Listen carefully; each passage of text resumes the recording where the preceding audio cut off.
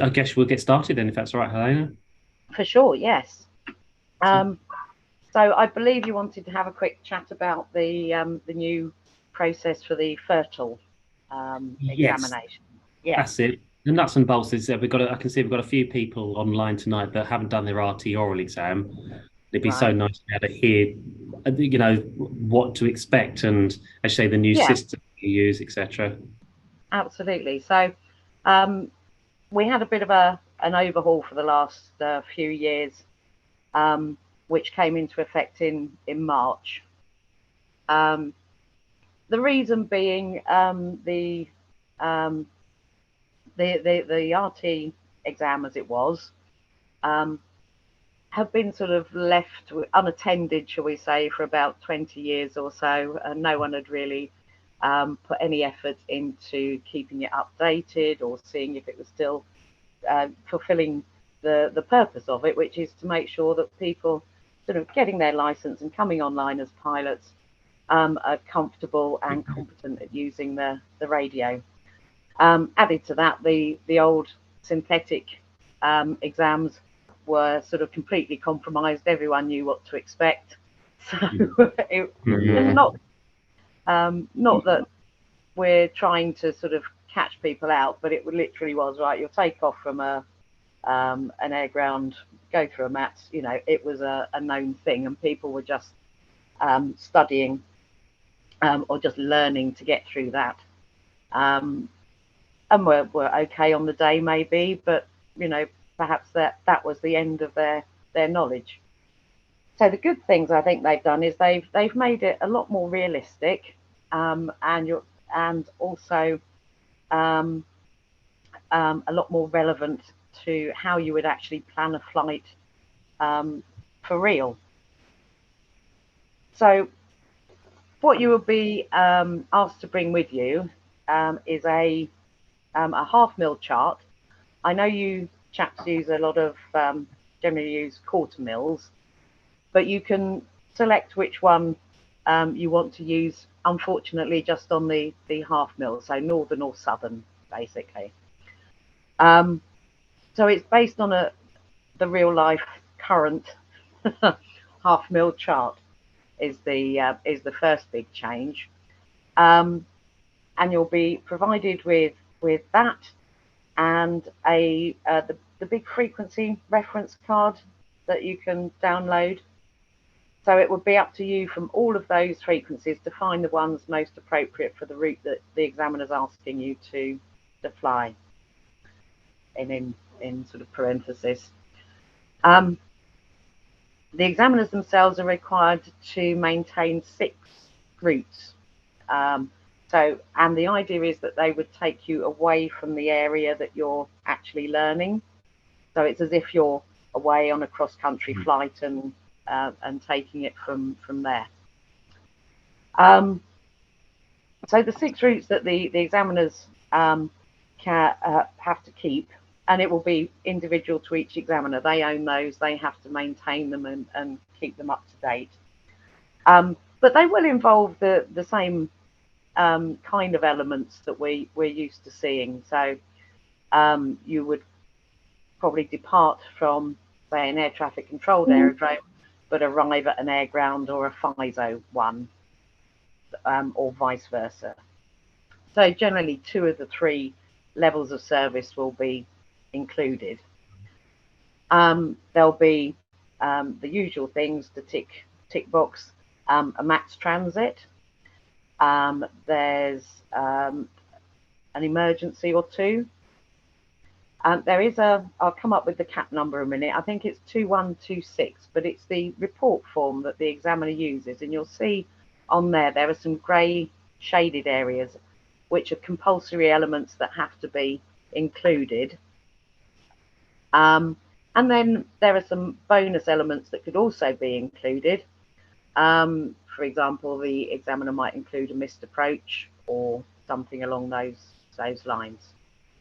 In fact, if I try and, excuse me while I just look away, I know I've got one here and I could probably share it in. Let me see. But it's one of those things that's freely available for you to have a look through. Of course, it's not in the folder I thought it was. Helene, you said 21. I think it's 2126 or something along those lines. I should have had it ready, but I've not been in too long. What's it called? What is it? That's let's hold on a second. 2160. I was close. 2160. So in that, it goes over the fertile practical test syllabus. Got it. Yeah, I see it. Got it. Yeah. That's fine. Yeah, that's. Do you know what? I never really looked at that. Yeah, that's nice to know. It's a new kind of part of it, and it also you can if you are able to have a look at it. There's two check boxes, so it makes the examiner's decision very clear. The explanation at the end explains that people are allowed to. Are you able to share it in there? Yeah, there we go. Be good. Yeah. Like I say, so the grey ones are compulsory items that examiners should try and get into their routes. And it might not be all of those. If you look at 3.2, so ATIS would be appropriate for an air traffic controlled aerodrome, startup at other types of aerodromes. So just, one of those airfield information would be at an airfield that doesn't have an ATIS, that sort of thing. And taxi instructions. So they would look at all of those, your handling of all of those kind of elements, and then hopefully put a nice tick in the first box. Oh, I see. Yeah, it doesn't actually say, but I assume the second box is not good. The second box, I think, if you do it on the computer, it comes up with a Oh, yeah. Yay, that's better. Got it. There we go. And you say grades are mandatory? You have to do that. Grades are the ones that are mandatory to be tested during the fertile exam. Yeah. So if you if he asked you a question, are you able to maintain flight level 40, and you said Roger, you might expect some questions at the end about what does Roger actually mean and that sort of thing. Yeah. Because if you look at the other big change, is after you've completed the flight, the examiner has the opportunity there in box 7 to ask. There's a short question and answer session. So it might be that things that they haven't managed to sort of crowbar into the route, because looking at some of mine, I just haven't managed to go near anywhere that provides VDF. So one of my questions at the end tends to be about VDF because I haven't had a chance to look at it during the practical. Got it. So the questions might come from that angle, or it might be you've done something a little bit questionable during the test, and the examiner thinks, well, let's just see if that it might be a yes/no kind of decision. And with a bit of questioning, they might think, actually, they do understand it. It was just exam nerves. I'll stick it down as a tick. So you've got a chance. If you dug yourself into a hole, you have a chance to climb out. Well, that's handy. It should be called the redemption box, shouldn't it? It should, the redemption box. Yeah. Dig yourself out of a hole box. Yeah, section. No, that's good. Yeah. So the other thing is it will all be recorded now, so the examiner at the beginning will give you a warning about data protection, and we only keep the last 5, but it means that and that's really just because there's a new oversight system for the examiners. Like I say, it was left to go a bit wild for 20 years or easily.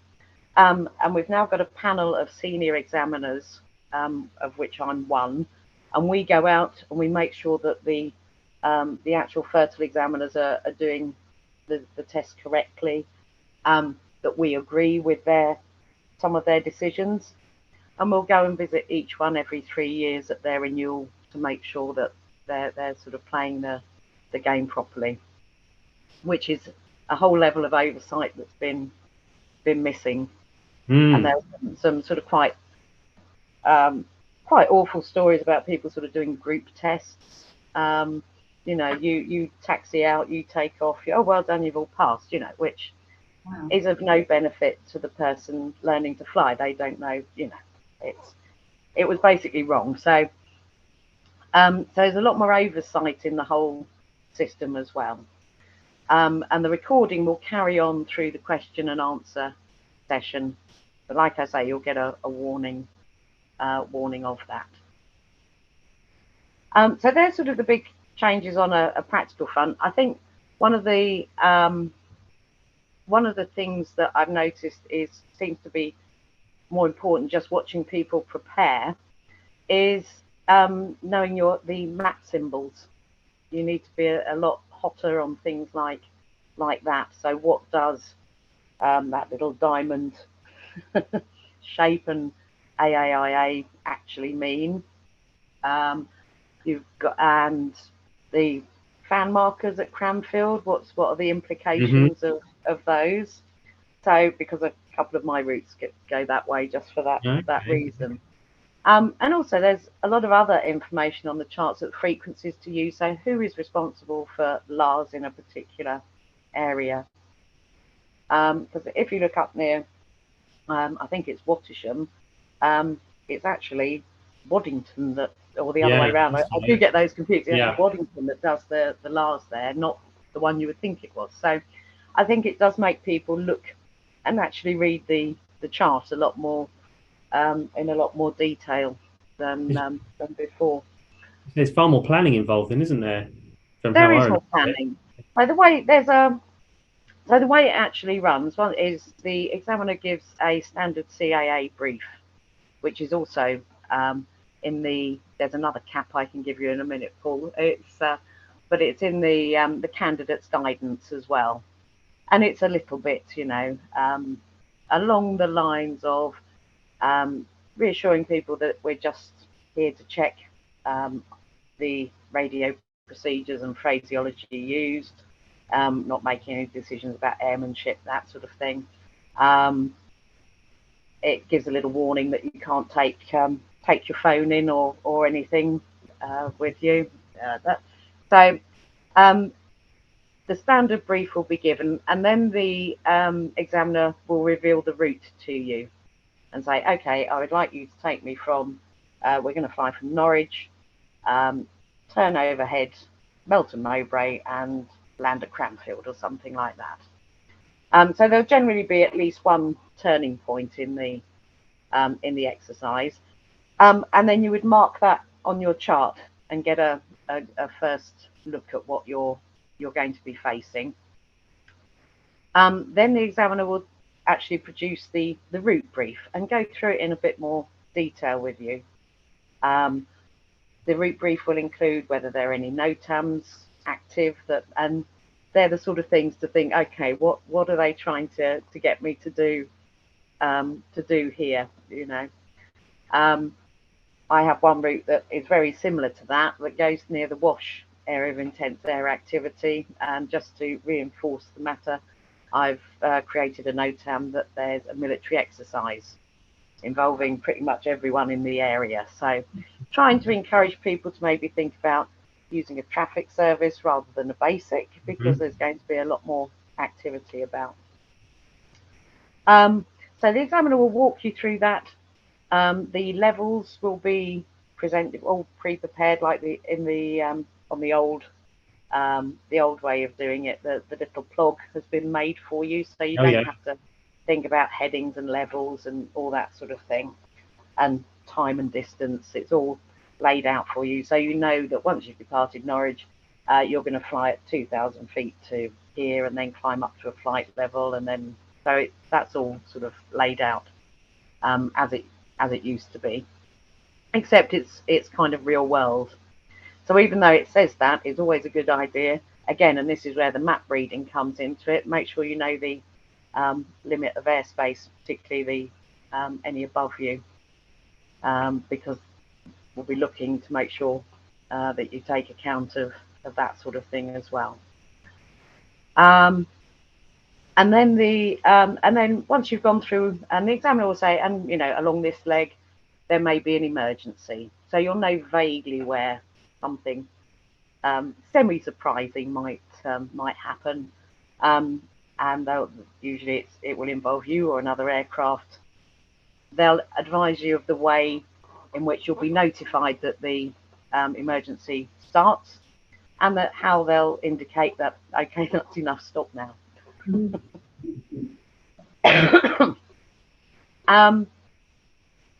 And then you've got 20 minutes or so to sort of plan in detail about how you're going to tackle the route.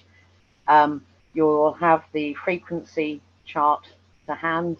So who are you going to call and why? What are you going to want to get from the person or the ATSU you're calling?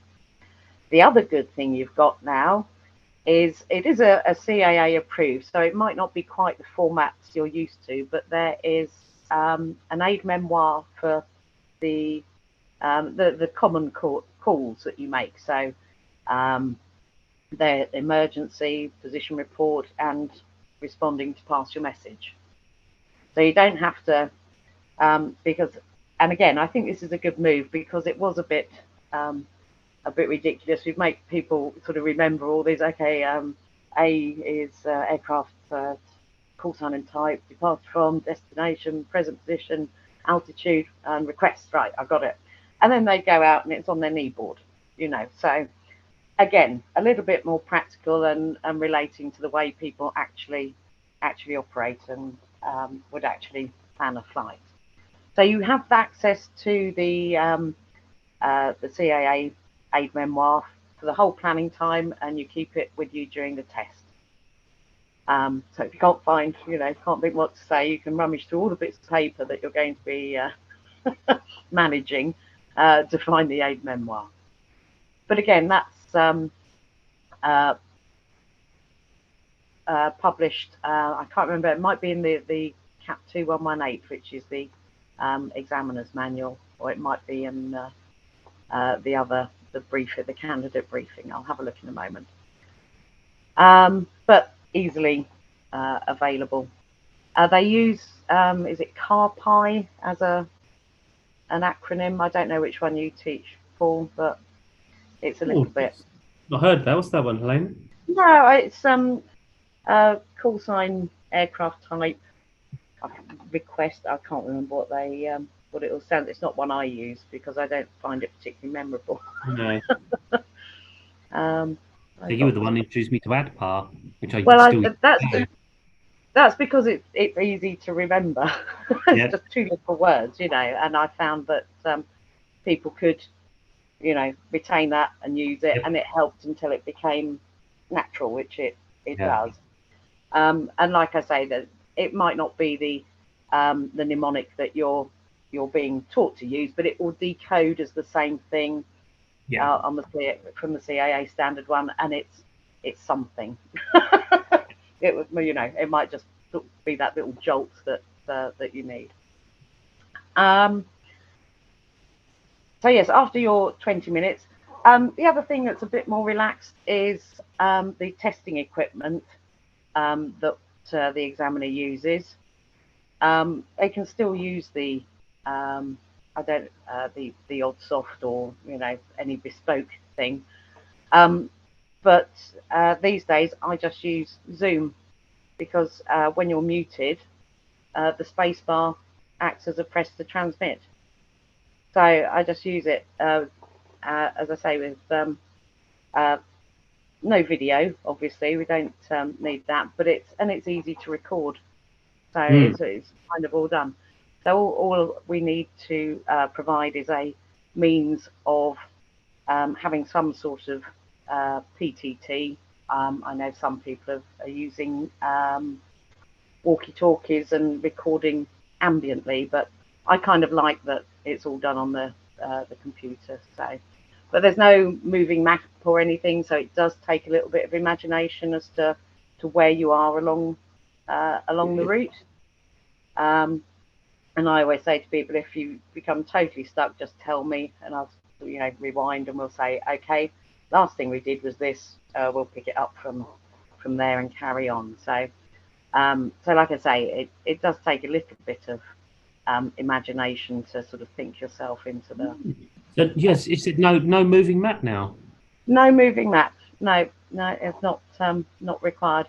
Which is, I actually thought was a bit better, because it gave people something visual to sort of take their cues from. But hey, they wanted to make the testing equipment simple, basically, and the Oddsoft one that I used, they're saying it's not supported on a lot of computers. Possibly my fault. I need a new computer because it's still running fine.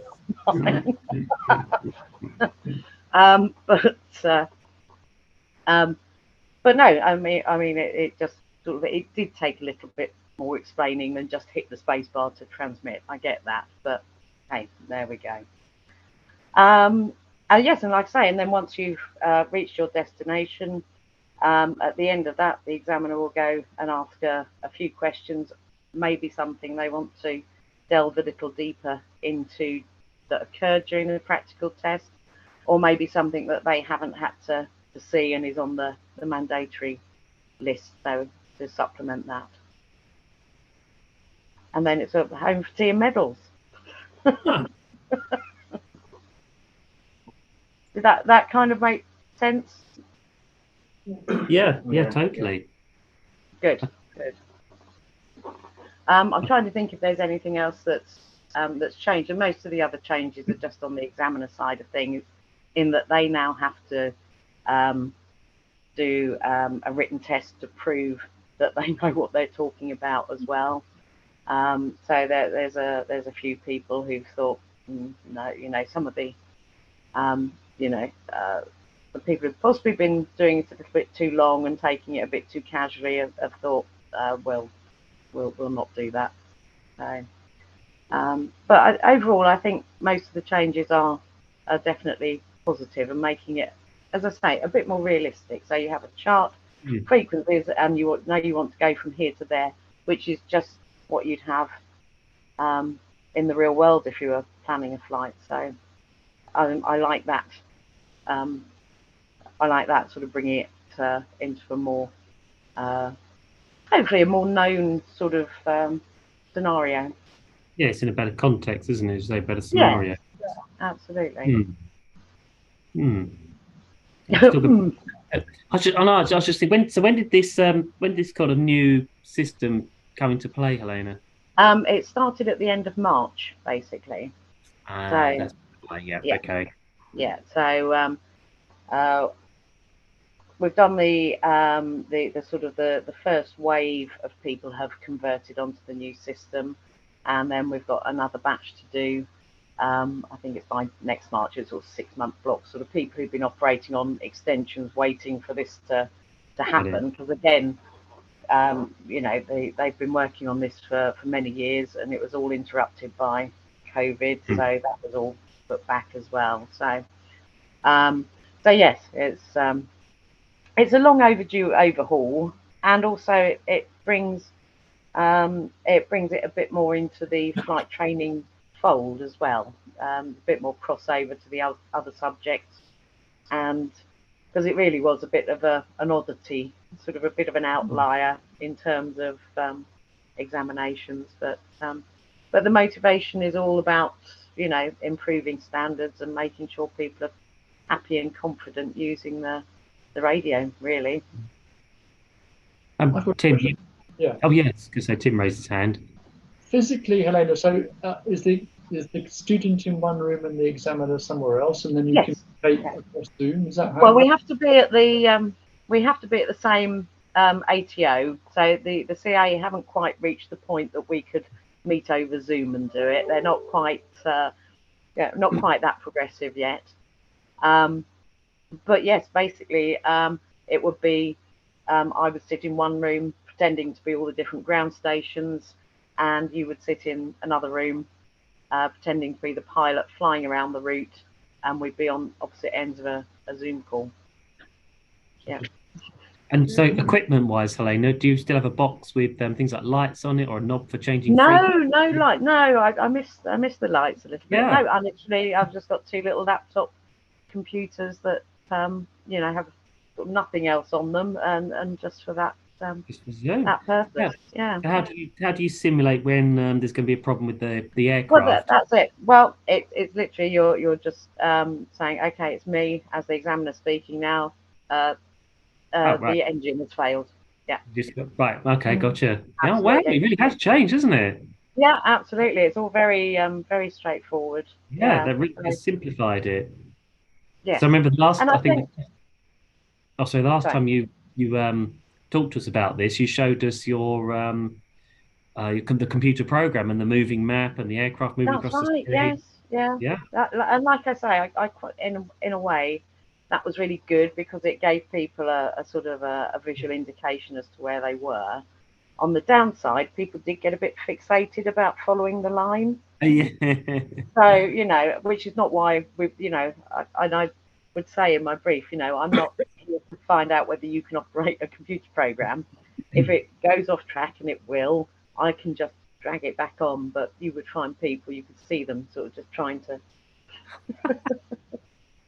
and then forgetting to click the button and doing orbits for a while. So yes, I get that it's simpler and people are able to concentrate on what we're there to do, which is, you know, look at RT and phraseology. And do you know the other examiners, are they using the same thing? Just simply, for instance, 2 laptops with Zoom, no more headsets, no more boxes with numbers. No, I still use a USB headset just for noise reduction, but you don't have to. Yeah, you could just, you know, if it's quiet enough, you could record it. And that's the other thing. It's just sort of keep the recording nice and clean as well. So. But no, like I say, some people are using walkie-talkies. One chap I went to see down at Bournemouth, he still had the bespoke kit, but he was obviously a little bit of a, I hesitate to use the word nerd because, you know, I can sort of, you know, be a little bit of a nerd myself. But he'd managed to rig that through the computer and it recorded like I don't know what he'd done, but it worked. So yeah, I know it was, yeah, it was sort of all these this sort of rat's nest of wires behind his computer stuff. Yeah. Okay. Yeah, don't explain to me how it works, please. Much has changed. Yeah. Yeah. So yeah, but I think what they were looking for was, you know, simplicity where you didn't have to spend sort of 15 minutes explaining how to use a computer program. Well, that makes sense. Yeah, it does. Although I'd made a little video that people could watch in their own time, so it was quite funny because the someone's face did look a bit sort of, oh yeah, why didn't I think of that when I said, well, I could email that to people and they could see what it was about. And yeah, anyway, there were ways around, but it's okay. Yeah. Just to make the point that you've got a pencil and paper, so when you read out, you know, Q&H and other instructions, we can write those down and then read them back to you rather than remember them all. Oh yes, yeah. So that's even better for you guys, of course, because, you know, in big swim we've got the luxury of having a free hand to jot things down. So yeah. So yeah, no, it would be a dream, really, won't it? Gosh, yeah. That's a real novelty, isn't it? Yeah, absolutely. Yeah. That's it. We just better get right stuff down, don't we, on the first call to the tower here. And then you're checking airport information. Okay. So one of the things that often crops up, Helena, that people ask me or I have to explain to them about is that depending on obviously the examiner as to how tailored it is towards us in helicopters, and I know you've always been very, very good at that. But I do know some people have come away from sometimes RT oral exams and sort of said, "Oh God, they got me to go around all these taxiways and various things." Yeah. Well, now they actually provide some guidance to examiners. Like I say, there's a new CAA publication, the 2118, which is the examiner manual, which does make allowances for people who want to take, and it gives the examiners some hints about the difference in operating a helicopter. There's the option to take it in a glider, and even a hot air balloon if you so wish. Yeah. Wow. Okay. I mean, when anybody's ever it does kind of make a lot of assumptions. Yes. And a little bit of disbelief that the glider can maintain height and the hot air balloon can do things that are obviously unrealistic. Can be steered in different directions. Yeah, that's it. But it sort of, it makes candidates or who want to operate things without engines, a known environment for them and something they're comfortable with, even if it is a little bit engineered towards making them do things that are a little unrealistic for that type. Yeah. But, hover. Yeah, make the planes hover, or the glider hover. Make the glider hover, yeah. Make the glider hover. Yeah, that's it. Oh, that's good. I mean, that all sounds much better than it used to be. That's well, for yes, sure. I think generally it's all sort of going in the right direction. It's obviously not in its, people are still working on it to improve it, and we've had a summer. So when we have an examiner meeting in the new year, I'm sure there'll be a lot of feedback, because we've been saying to everyone, the examiners I've been going out to do the conversion course for, or people that I'm doing a fertile test for, it's just if you have any thoughts, let us know of how it can get better, and we can feed that in and hopefully keep it evolving. Wow. Any questions at the moment for Helena on that? Oh, Elstree. So, hello. Yeah, can you hear me, Paul? Yes, yeah, we can hear you. Yeah, just a couple of questions for Helena. One, is the freestanding RTOL still available under the new scheme? Yes, yeah, you can just do a fertile license on its own. Yeah. Yeah. The other thing is when you take when you get this qualification, it's got a restriction for VHF use. Yes. What have you? There used to be an extension for HF as well. Is that still available? Not at the moment. That's being thought about, shall we say? I just say that because both myself and my son have got amateur radio for VHF and HF already. Yeah. So we already hold an Ofcom license for HF. An extension of that would be quite useful. Yes, yeah. I think it's not in the too difficult pile. It's in the there's a few more things ahead of it in the queue sort of pile. Okay, but it's in the queue. That's the main thing. It's in the queue. Yes, yeah. Because I mean, I was an HF examiner as well, and for the moment we're all just VHF. It's quite unusual for one thing that people want to do it. So I think it was kind of the demand perhaps wasn't there to push it higher in the list, and it was just a multiple choice paper is all you had to do. So it was a really easy little qualification to get for people who were interested or needed it. Yeah. Do you anticipate that to be the direction that it would probably come in? I would imagine so. I can't think how else they would do it. And the people who the guys who might actually use HF in anger were tending to do it on the ATPL modular courses, as it was just a theory. There was no practical element to it. So I think that's why they've. But it is. I think if you look in the examiner manual, it does mention it briefly in a sort of this section is under review kind of context. Yes, it's there somewhere. Yeah, okay. Yeah. Thank you very much for those. Mention, which I liked. Yeah. Thank you for those answers. I do appreciate it. No problem. Helena, in my ignorance, what's fertile? Oh, flight radio telephony operator's license. Oh, okay. So to give you a Yeah.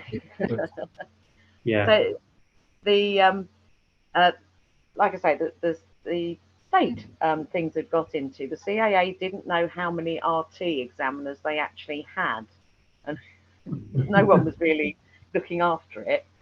So when the idea was to start a whole new the whole new system, I thought, well, we'll make everyone reapply, and just so that we can, draw a line in the sand.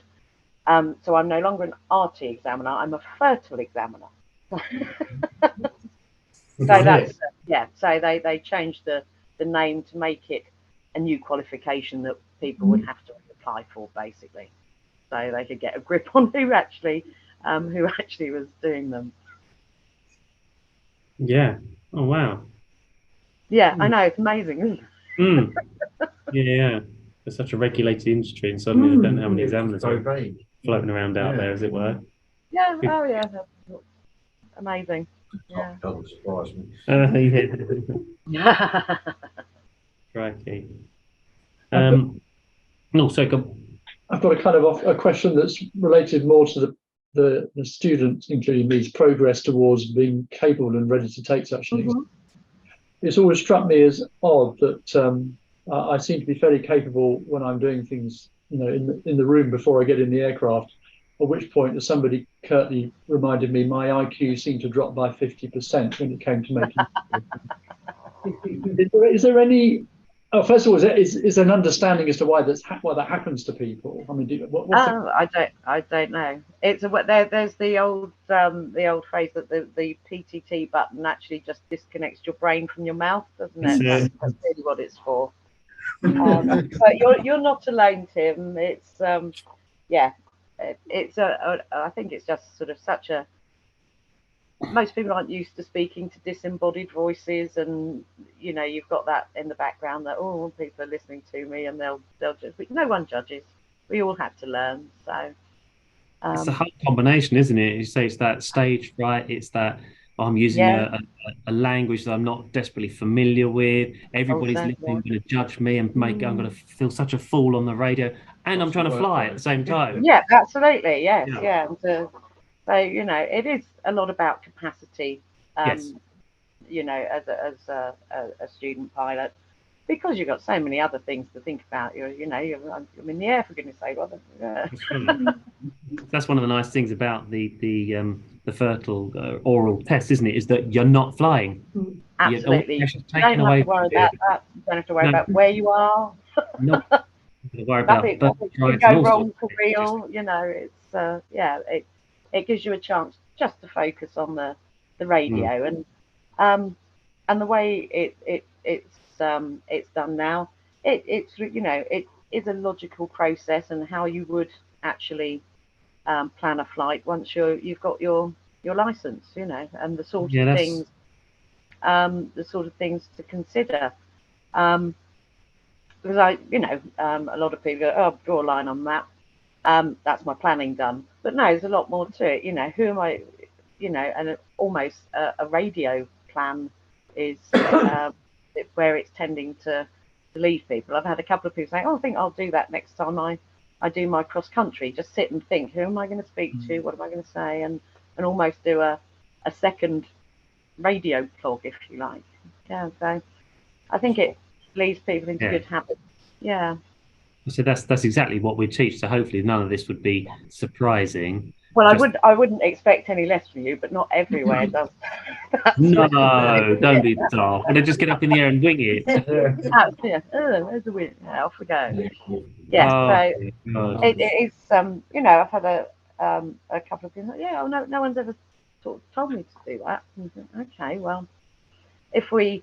If nothing else, if we catch a few of those people doing that, then fantastic. It's a good thing, because it will make your life safer for the rest of us. Is it? I can't imagine a lot heading out without a plan of who they're going to talk to, and backups as well. We quite often have 2 or 3 backups. We go when sending students on their solo cross countries. Right? Well, who are you going to talk to? I'm going to talk to them. Well, what if they don't talk to you? Oh, well, I'll talk to them. Well, what if you can't reach them? Who are you going to talk? And we go through several layers, and eventually we're working our way down to 1-to-1.5 eventually. But yes, we'll get there. That's right. But gosh, sorry, Tim. Yeah, so you're obviously the gold standard, you see. Oh, bless you. Thank you. Helena, is it readability 5? AFAM, yes, readability 5. Right. Okay. Yeah. So you don't put in static or make it harder and harder for you.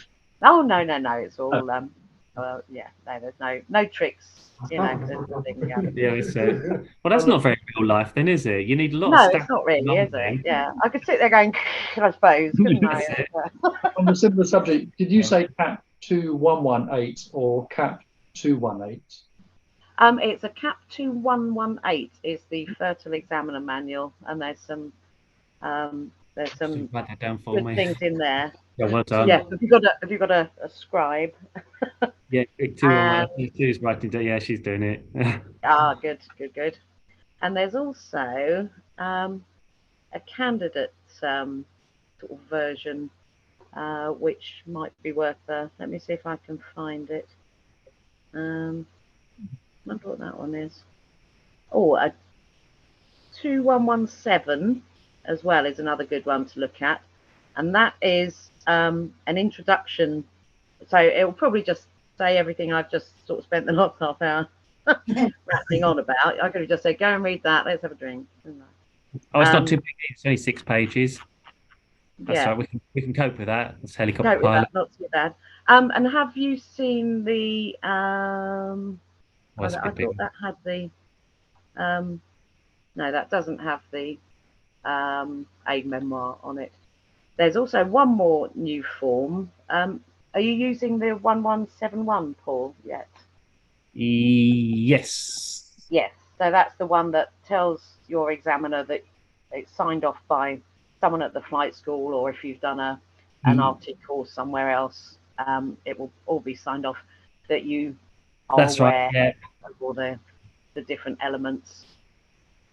Yeah, I've used that the other day. This one.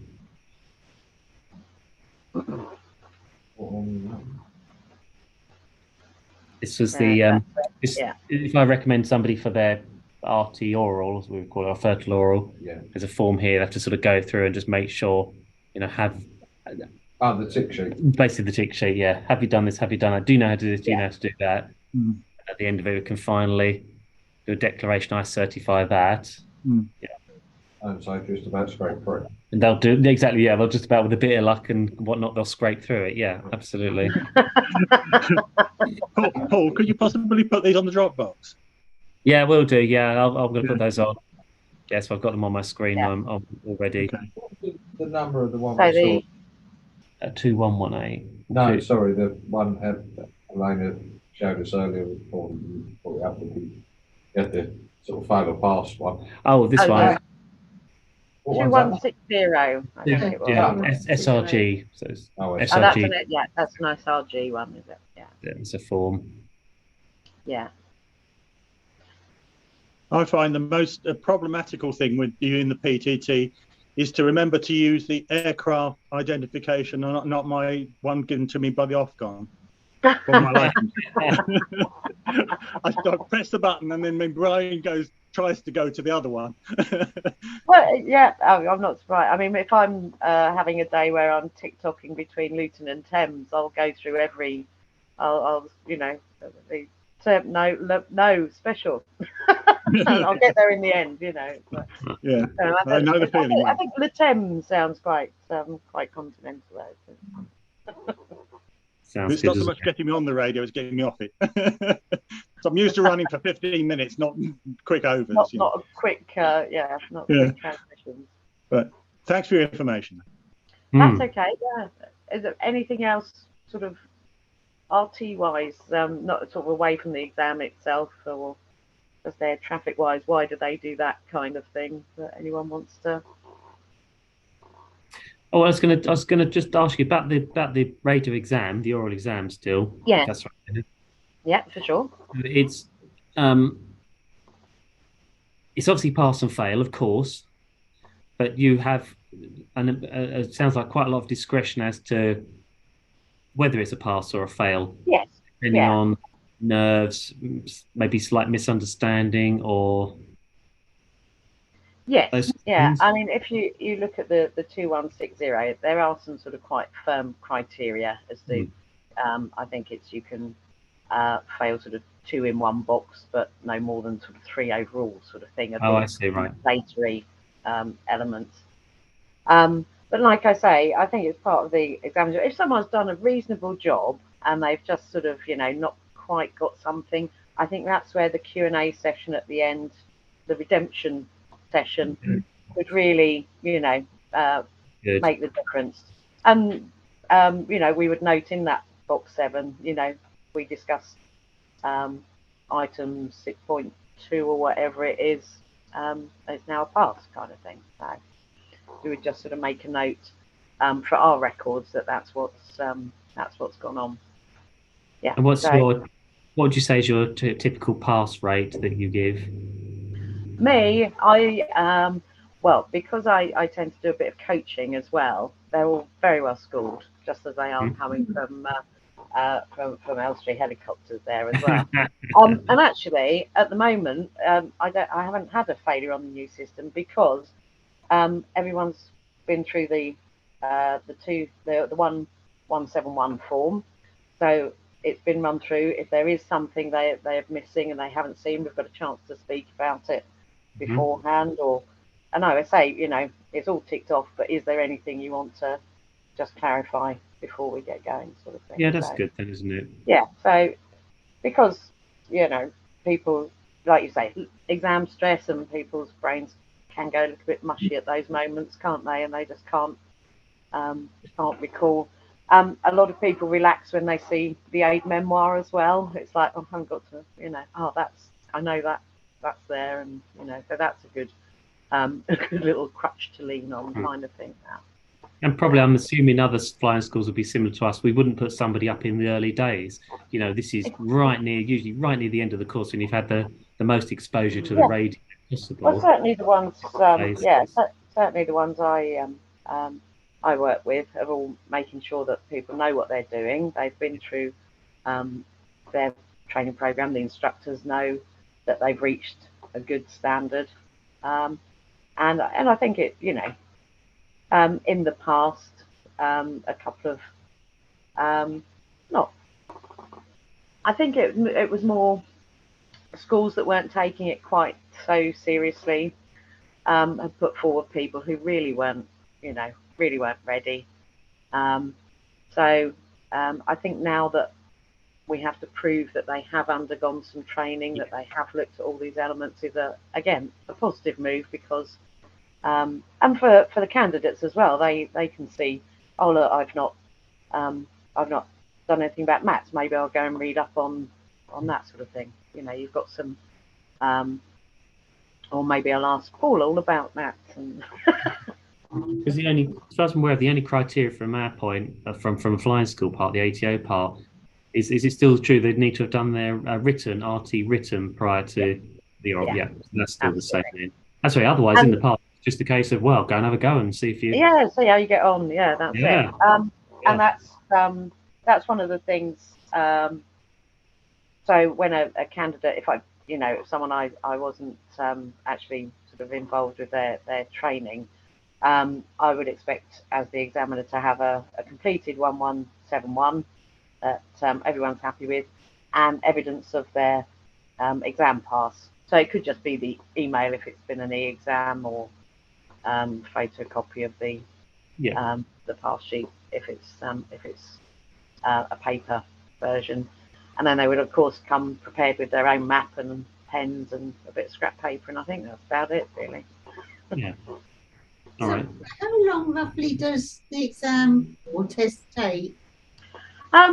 You're probably looking at from start to finish. So you've got sort of, the initial little CAA brief and a 5-minute plotting time, 20-minute, then the full brief and 20 minutes to think about. So you're probably looking at about half an hour, 40 minutes there already. The actual flight will probably be about half an hour. You can run through at your own pace. So although, it might take half an hour to get from Norwich to Melton Mowbray, once you're ready to move along and go for, the next call, you can do so. We don't have to wait and think, oh, I wouldn't have got to Marham already. Yeah, it's not a real time, is it? Yeah, you can just, and it's up to you as the candidate to set the pace you want to to take. I wouldn't be sitting there going, come on, now we're at bar room, you know. Yeah.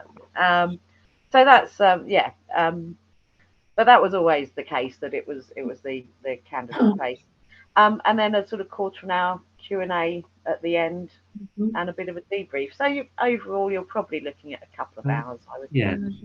It takes a little bit longer than it used to per test, is what I'm finding. Yeah. I presume if you're going to do some coaching, would you just do that in an hour beforehand, for instance? Yes, absolutely. Yeah. So it'd be sensible to allow, if you're going to do a good sort of 3-hour window. Yeah, a little 3-hour slot to, and then there's no rush either. Yeah. Keep it nice and relaxed. Don't know, go right now. You're going to do this, and now you're going to. You will be allowed to make yourself comfortable if you need to. So a bit of brushing up on half-meal charts, because you're right. We barely ever use them. I think that's one of the big things that I've sort of noticed doing things the new way is you do have to know a bit more of what the chart symbology is telling you, and it helps, if you know what the implications are in terms not only of airspace, because obviously, yes, I can see a control zone, therefore I've got to ask for a transit, but there's all sorts of other little bits, like the fan marker at Cranfield. So what's that telling you? What might that imply was a good idea? And even ATZs, are you going to be near or over or indeed through? So yeah, it's a good idea to brush up on that, I think. Yeah. Anybody's not seen a half-meal chart, don't worry, it's not that dissimilar to a quarter. No, so I mean the symbols are the same, I think, aren't they? They're literally the same. Yeah, they're pretty much identical. Just different colours. Yeah, it's a slightly different colour. Yeah, but it's basically the same thing, more or less. Otherwise, the first time you see it normally is either when you've been on a bit of a bigger NAVEX with us, or when you do your light performance and planning exam. And that's when we see them. But nothing too daunting. I say the symbols, the key's already on the chart. It's not been hidden, so. No, and that's. I'm obviously not going to sit there with my scissors and. Trim it off. No, I think we should do. Make it a bit more interesting. Oh, that's good then. Okay, that's a good run through. Thank you. Has anybody got any more questions for Helena?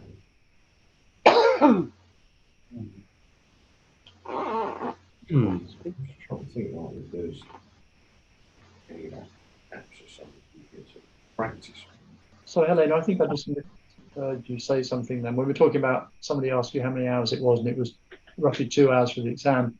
And someone else said that you might have an hour's coaching beforehand. And that was a surprise to me, because the examiner's not going to be doing any coaching, I imagine. No, we can do. No, in fact we're allowed to do the whole course and sign off your 1171 if need be. So it might very well be the same person. I know it's a bit sort of, but you wouldn't be. It would still rely on the recommendation from your flying instructors that you're ready, kind of thing. That you've, because I might sit and drone on to you about flying through a maps, but until you've kind of seen it and sort of done one in anger maybe, and the instructor will feedback how you've done and all that sort of thing. So, and obviously we can't do that for every situation, but it still relies on the input of the instructors. Ideally, they would tick it off, the 1171, but obviously, well, not obviously, but hopefully, you wouldn't really be exposed to having to make a pan call or those things. So there are some things that will just have to be ticked off in theory, and it's okay for the examiner to do that. Yeah, it's not that dissimilar from the flying element. An examiner who intends to examine a flying candidate can do up to 25% of their training, and it can be the last literally 10 hours. It can be the last flight, which is going to be coaching them basically. They sort of became a bit more sensible. Originally, it was an examiner could fly the entire PPL and do the test, Yeah. Then it turned into couldn't even do 1 minute. Couldn't even sit in the cockpit with. As soon as you start the international, it can't be your examiner anymore. Right. And then it became a bit more sensible quite a number of years back now. But it's no more than 25% of the flight training, and that makes sense. That's a bit more sensible and realistic, etc. So the RT is no different. Having a coaching session beforehand would make sense. It's a good. I think it's probably a good opportunity for you, isn't it, Helena? If somebody really is not that good, you could say, "Look, why don't you go? Why don't you get a vibe. Why don't we do it another time?" Yes, you can get a vibe if they're asking questions and you think, I think you should really. They ask, what does Roger Robille mean? Yes. No, what's this radio thing then? Yeah. Yes. No, but you get a feeling that someone's maybe not as well prepared as they could be. Yeah. I mean, and I'm spoiled with the I guess with the schools I work for is everyone's very well drilled, and they're normally all ready and keen and very good. So that's nice. And Helena, I assume combined with this, you're also doing the language proficiency assessment at the same time. As long as it's level 6, yeah. So we can't. So anything. 5 and below, or to 5 and 4 really would have to be at a language assessment centre. So that would be something for a candidate to bring to the examiner as well, their valid language assessment. Oh, so if somebody comes to you, so at this point they've obviously not had any language assessment of any description. Oh, yeah, actually, then we might, it might be the paperwork can catch up afterwards, but I think on the form, I would sort of give it to you and it could be filled in later. But if they have one, obviously, yeah. You put the part where you've not assessed their language and it'll have to be therefore assessed by a language assessment. Yeah. I've just got a tick box, sort of level 6 yes or no kind of thing. Got it. Yeah. So, and yeah, they've again in the 2118 they've actually given us some guidance if someone is borderline between level 5 and 6. So what we're to look for in those circumstances, but yeah. I was just going to ask, what's the lead time between what needing a practical test and actually getting it? Is there how long a queue?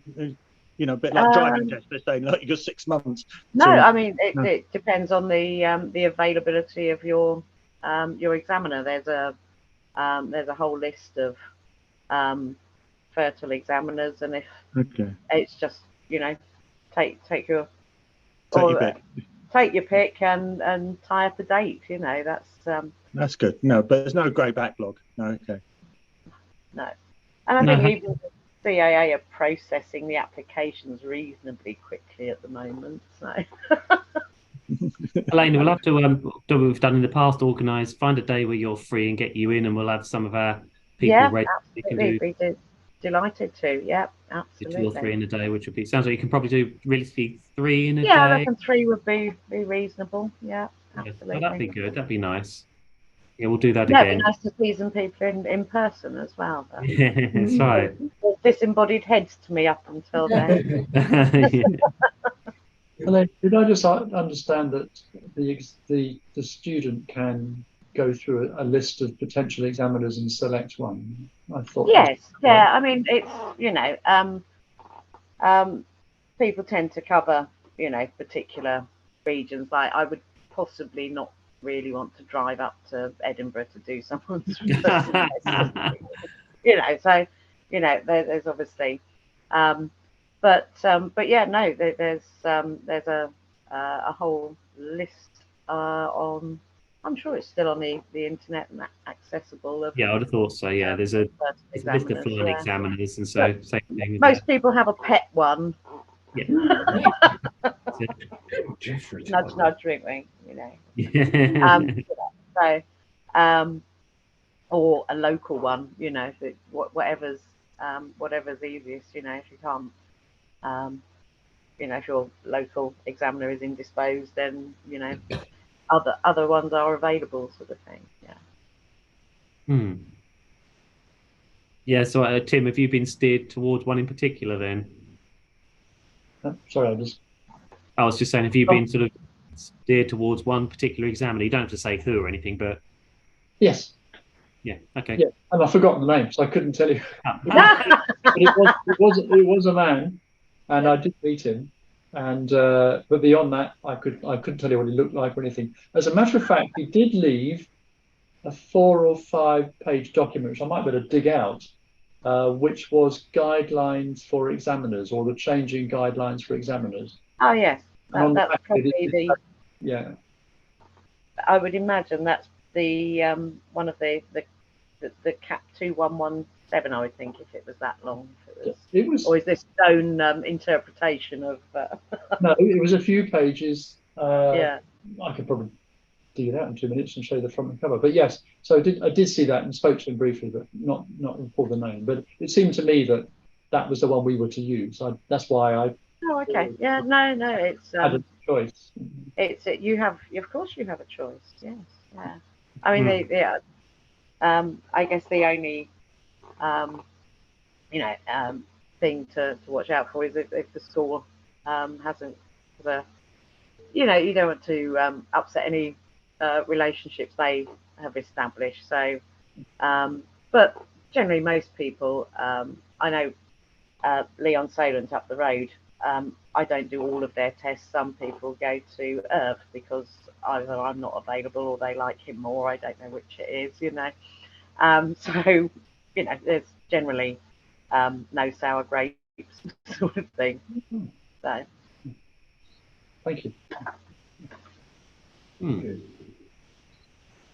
I had one question to come back the other way. Actually, I have to do every year at work. We do emergency simulator runs so that controllers know how to handle these things, and the words are on the tip of our tongues when it comes to me.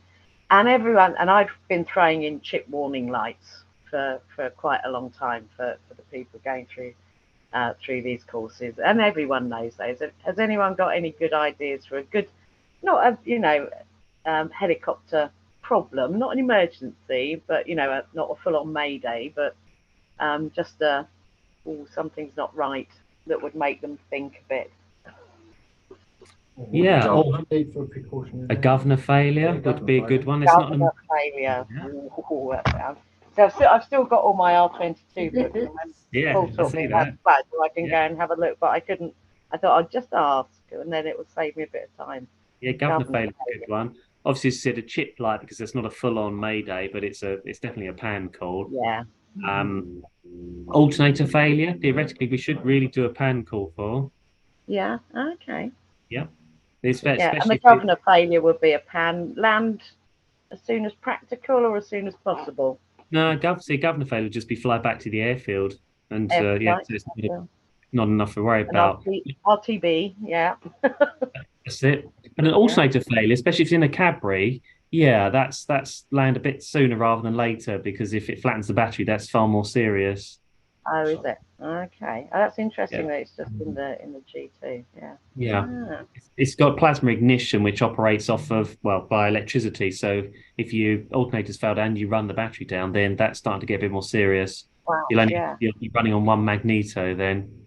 No governor, no RPM gauges of any description. Oh, that's a little bit. It's not mayday, but it's definitely that starts to become land sooner rather than later. That's right. Excellent. That's very specific to the Cadbury. Thank you. That's given me something to think about. And yes, Tim, I saw you waving. We're talking about the same thing. Yeah. 2325. Oh right. Yeah. 2325, which I don't think you mentioned. Oh yes, no, I haven't mentioned that. That's the one I've been trying to find all evening. Well done. Yeah.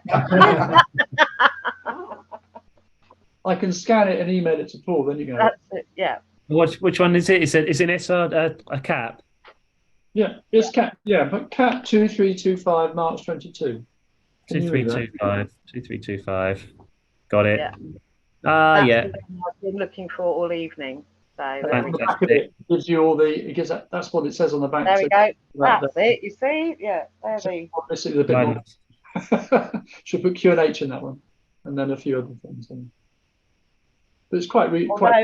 I think they've put altimeter pressure setting. So it's not a very common acronym for APS. That's not really, no one uses that. I think but it could be a QFE, of course, or a flight level. So, yeah. Although that should be.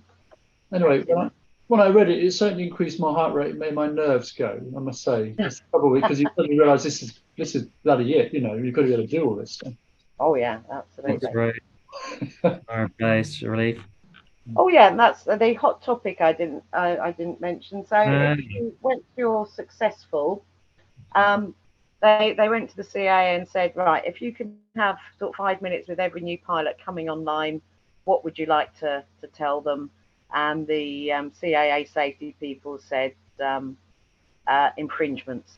So there's a little 5-minute death by PowerPoint thing for all successful candidates just on infringements and how you can use the radio to help not to have one. Yeah, talking to our ops inspectors, etc. It's another hot topic again at the moment. Is infringements. Are you finding that through work as well? Oh yes, yeah, absolutely. Yeah,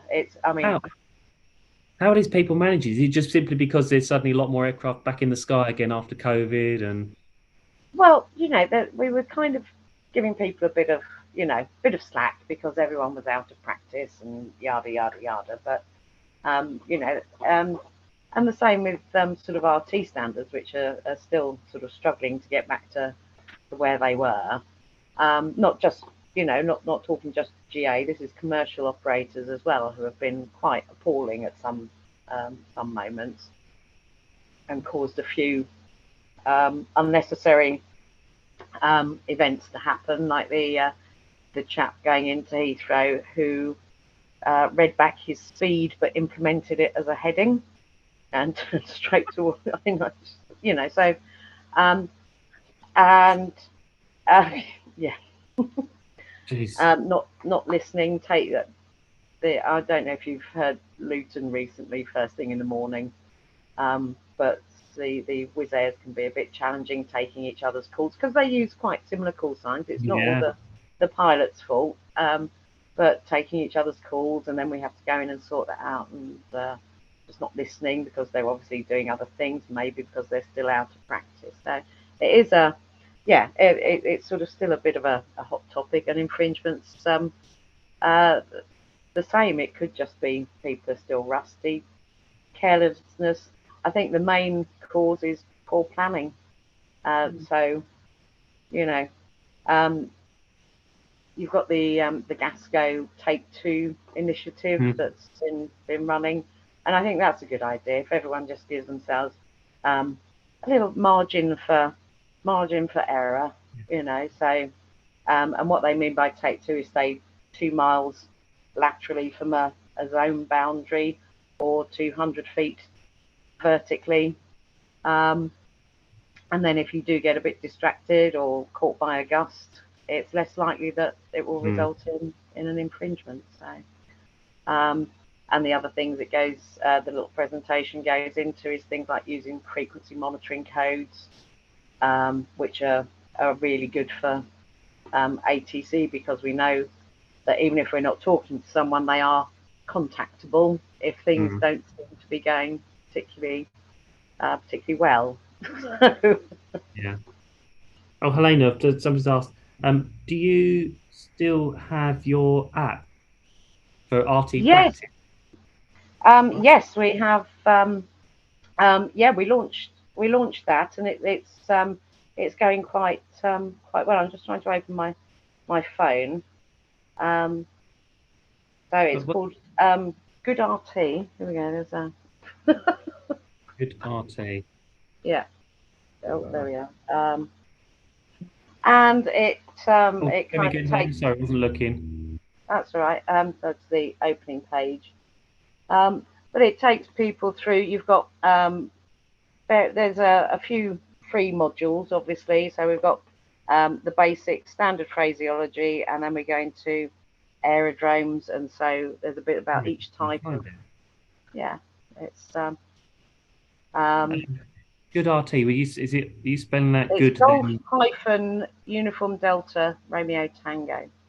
the chap, I just kind of wrote the RT side of things, and the chap who developed it kind of regrets the hyphen now, apparently. So. But there's so there's like sort of a section for each type of aerodrome just in that one, where you would learn what the idea is behind it, and then there's a chance to practice. And we've created all these dynamic branching routes, so it's not the same thing over and over again. The app will take different paths to generate different conversations. There's a bit. The one I just opened there goes through aerodrome RT at an ATC aerodrome, a FISO aerodrome, and an air ground. So all the different types to. And then we've got obviously got the section on emergencies, circuits, departing really arrival, and cross country. So there. And yeah, and the idea is the phone can sort of speak the air traffic parts, and so you can either just have the phone read the aircraft parts until you're confident and comfortable doing it yourself, and then you can sort of cancel that and you do it. Yeah, so it's quite cool. I've literally just downloaded it on my phone, so that's something I can guide students towards if they want to. Yeah, they have to practice with that. Absolutely, yeah. And it's I think it seems to be quite a useful aid to, because legally we can't listen into air traffic or aviation frequencies. So it's a good way to hear some of the phrases, and just even if you don't take out the computer reading the responses, you're just hearing it and repeating it. Did you say we can't legally tune in and listen to air traffic control? No, we're not meant to, unless you've got a license to use an aeronautical frequency. Oh, I didn't know you can't listen. I thought obviously you can't transmit, but you can't listen. It's some arcane sort of wireless telegraphy act or something. Because of course the Americans put theirs on the internet, don't they? So and go in little shops and buy a radio that's airband receiver. An airband receiver, yeah. That's what everyone does. But of course, it's one thing purchasing it, but it's that classic. You can probably legally buy it, but you can't mentally use it. I didn't know you're not meant to receive and listen to it. Meant to listen in, no. No. Okay. But I'm sure people do. Yeah. Yeah, because I do get asked. That's one of the things that students often ask me. Is they know that the American RT is on the internet, but that's not quite the same as ours. No. How else do they listen in and get that sort of practice? Like, well, the same sort of thing. I said, I'm not aware of any internet-based RT transmission of the UK. You just have to, come here and listen on the radio. Yeah, turn the transponders on and have a listen, kind of thing. It's tricky. Or go up the tower. You're welcome to always go up there normally. Yeah, so we'll do another tower visit soon. But that's good. And the app's good. Yeah, that'll yes, and like I say, it will just, if you just want to hear a variety of things that might happen, we sort of do transits and mass transits and all that sort of thing. So yeah, it's pretty much everything you're going to cover in your fertile test. That's good. Almost as if I knew. Yeah. Any other questions for Helena? Otherwise, we'll let her go because we've hogged her for an hour and a half, which is very kind. I can't think. No, fine. Yeah, we've got an app to play with now. That's it. Yeah, you don't need me anymore. You just say yes. Yes, no. If you can always email me if there's any specific questions. Yeah. Of course. Yeah. Well, thanks so much for joining us, Helena. That's really helpful, and it's I've Thank you, Helena. And I'll be in contact. Yeah, we'll fix up a date, Helena, and get you up here. And absolutely, no, that'll be fun. A coffee and a chat, but we'll see if we can get you some victims, candidates. Brilliant. Look forward to it.